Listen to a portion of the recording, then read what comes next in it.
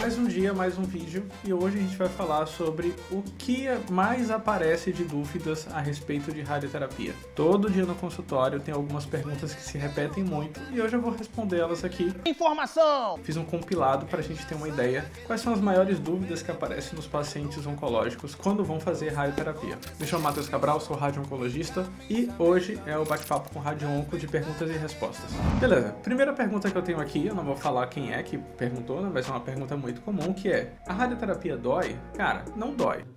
Quando você deita lá na máquina, recebe a radiação, a máquina gira em volta de você, não há dor, você não sente nada. Mas com o passar do tratamento, com o passar do tempo, ali um tratamento de 30 dias, lá no 10º, na 15ª, chegou na metade, você já começa a sentir algumas coisas. E o mais comum de sentir é dor, desconforto, incômodo. Mas não é na hora que recebe a radiação na máquina. É com o acúmulo do tempo, o tempo vai passando e os efeitos colaterais vão aparecendo. Porque a radiação faz o efeito dela, passa ali e vai embora. E aí já faz o gancho para a segunda pergunta também, que aparece muito aqui, que é: vou ficar radioativo? Quando você fala sobre ficar radioativo, lá na hora que você está na máquina, a radiação está passando por você e a radiação está fazendo o efeito dela. Quando a máquina desliga, você vai embora, acabou, não tem mais efeito. Basicamente você não fica radioativo, não vai ficar. Você pode abraçar seus filhos, seu pai, sua mãe, namorado, o que seja, pode ir lá abraçar, porque você não ficará radioativo.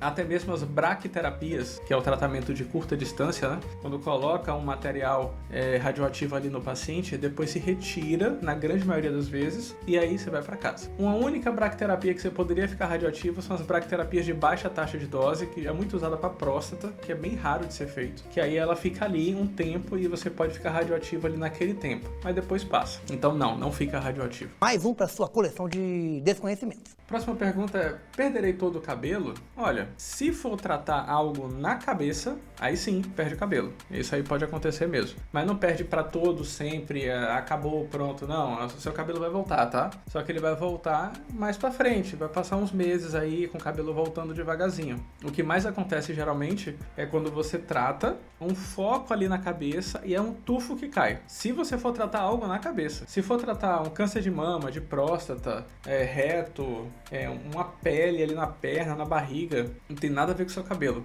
Lembre-se que a radioterapia ela é focal, ela trata apenas um local. Se for para cair cabelo, é porque o cabelo estava no alvo. Então era uma metástase cerebral, era um câncer de cabeça e pescoço, que aí o cabelo caiu em algumas partes, mas não por inteiro, que nem numa quimioterapia. Outra pergunta é: quanto tempo dura cada sessão? Eu sempre falo para os pacientes que as sessões duram em média 10 minutos. Você entra, deita na máquina e o tempo recebendo a radiação da máquina ali girando, 10 minutos. Ah, mas se for adicionar o tempo de entrar na máquina, de chegar na clínica e esperar o seu momento, aí coloca mais uns 30 minutos, que é o tempo de você se preparar. Tem que encher a bexiga? Vai bebendo água ali no consultório ou então na sala de espera, para na hora de você entrar na máquina, você passar os seus 10 minutos só recebendo radiação e depois ir embora. Então, em média, 10 minutos. Se for um tratamento um pouco mais complicado, que tenha mais radiação para ser colocada, ou então uma área muito importante, aí se faz um tratamento ali que pode durar um pouquinho mais de tempo. Mas 10 minutos é o tempo mágico aí que a gente fala. Quantas sessões são necessárias? Cara, isso aqui é uma dúvida muito comum. E assim, fiquem em paz toda vez que a gente decidir um tempo de tratamento, porque vocês sempre vão comparar com o coleguinha que tá do lado. Então assim, fulano tá tratando próstata em 33 dias e você vai me tratar em 20. Por quê? Porque fulano é um caso e você é outro. O senhor está anotando? Sim, senhor. O tempo de tratamento, ele é baseado em artigos científicos e a gente tem que encaixar o seu perfil de doença dentro do artigo científico que foi feito. Tem que ler o livro para ver o filme. Eu vejo o filme para não ter que ler o livro. 33 dias, geralmente a gente faz para aqueles pacientes que vão fazer um tratamento pós-cirurgia. 20 dias, geralmente, é para aqueles pacientes que nunca fizeram cirurgia na próstata e vão ali fazer a radioterapia. Mama também é algo muito comum. Antigamente se fazia com 28, 30 sessões, depois foi para 15 e agora a gente já faz em 5. E a tendência é ser 5 para todo mundo. 5 dias de tratamento, dias úteis de tratamento. Porque nesse caso, não é nem porque a gente está encaixando alguém num artigo ou outro, é porque a gente está evoluindo mesmo. A gente viu que lá no passado, fazer com 25 a 30 sessões um câncer de mama é a mesma coisa que fazer 5 hoje em dia na grande maioria dos pacientes. Então não tem necessidade de eu fazer o que eu fazia antes. Então a gente vai evoluindo e vai observando que, olha, talvez o que se fazia lá no passado não era tão coerente assim, não precisava de tanto. Vamos diminuir aqui a dose,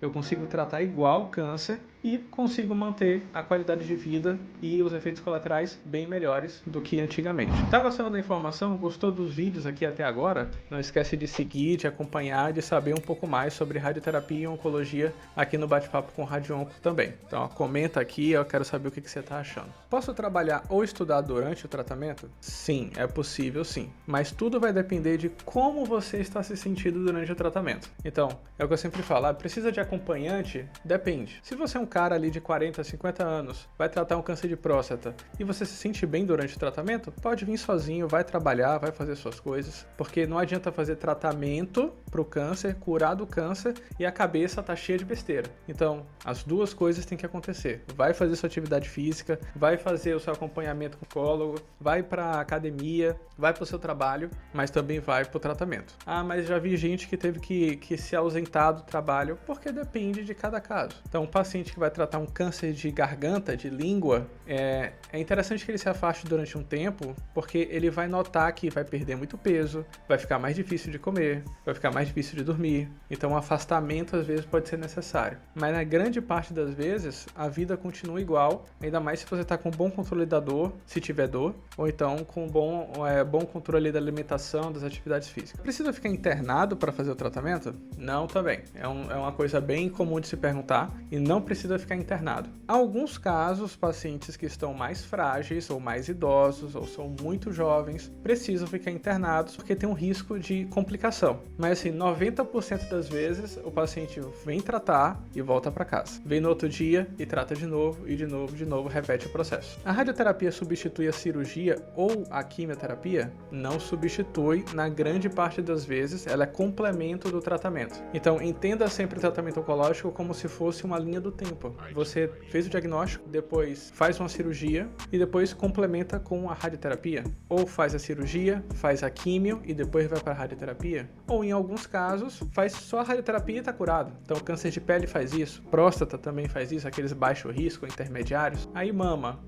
geralmente é cirurgia, depois radioterapia, ou cirurgia, químio e depois rádio. Então depende de cada caso. E é possível você ter um câncer de pele, por exemplo, que você tem que fazer cirurgia e depois ir para a radioterapia. E também pode ter aqueles casos em que você precisa fazer só a radioterapia e está resolvido. Então depende de cada doença, depende de cada protocolo também. O que acontece depois que termina o tratamento? Bem, geralmente o que acontece é que você faz todo lá o processo de tratamento, tem consultas semanais para saber como é que você tá, e no último dia você entrega o relatório de alta para que você volte a tratar com seu oncologista, ou com seu cirurgião, ou com seu dermato, ou o que seja. E o acompanhamento continua sendo feito com exames. Então, a cada 3 meses, a cada 6 meses, depende de cada caso, você será submetido a alguns exames novos. Precisa fazer um novo PET? Beleza, espera ali um tempo depois da radioterapia e faz o PET. Ah, tem que fazer uma tomografia, um ultrassom, o que seja. Uma nova biópsia até, porque apareceu alguma coisa nova. Isso vai ser tema até de um vídeo que eu vou fazer mais pra frente, que é como é o acompanhamento após a radioterapia. Então, tudo depende do tipo de câncer que a gente está tratando e do que será feito depois. Não, ó, Matheus, eu vou ter que fazer radioquímio e depois ir para cirurgia. Beleza, faz a radioquímio,